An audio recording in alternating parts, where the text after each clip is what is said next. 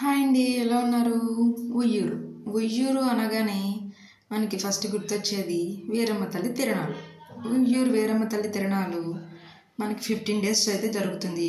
ఈ తిరణాలు ఇక్కడ తిరణాలలో మనకి ఫస్ట్ రోజు అయితే ఎలా వస్తారో జనం లాస్ట్ రోజు వరకు ఇంకా పెరుగుతూనే ఉంటారు, తగ్గేదే అదే అన్నట్టు. ఇక్కడ మనకు కోళ్ళు, కొబ్బరికాయలు, అమ్మవారికి మనం పెట్టాలి అనుకున్న చీరలు, గాజులు, దీపాలు అన్నీ మనకి ఇక్కడే దొరుకుతాయండి. మనం బయట నుంచి అయితే అస్సలు తెచ్చుకోవసరం లేదు. ఇంకా బొమ్మల సంగతి అయితే చెప్పనే అవసరం లేదు. ఎక్కడెక్కడ లేని బొమ్మలు కూడా ఇక్కడే కనిపిస్తాయి మనకి. మేమైతే కారు ఒక దగ్గర పార్క్ చేసేసి నడుచుకుంటూ వెళ్తున్నాం. ఒక 1/2 kilometer వరకు అయితే ఉండొచ్చు మనకి గుడి వరకు. మనకి రెండు వైపులా ఎటువైపు చూసినా మనకి షాపింగ్సే కనిపెడుతూ ఉంటాయండి. మీరే చూడొచ్చు, అన్నీ ఇక్కడ మనకి కనిపిస్తున్నాయి. కొబ్బరికాయలు, అమ్మవారి చీరలు.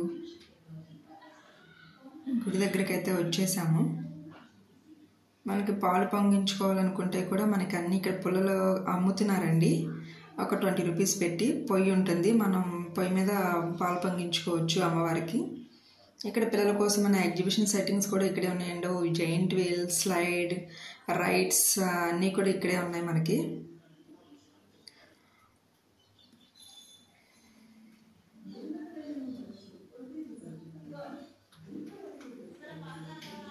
ఇక్కడ మనకి సిడిబండి కూడా ఒక రోజు జరుగుతుందండి. ఆ రోజైతే మేము ఎప్పుడూ రాలేదు. ఆ రోజునైతే ఇసుకేస్తే రాలినంత జనం అయితే ఉంటారట. చాలా బాగుంటుందంట.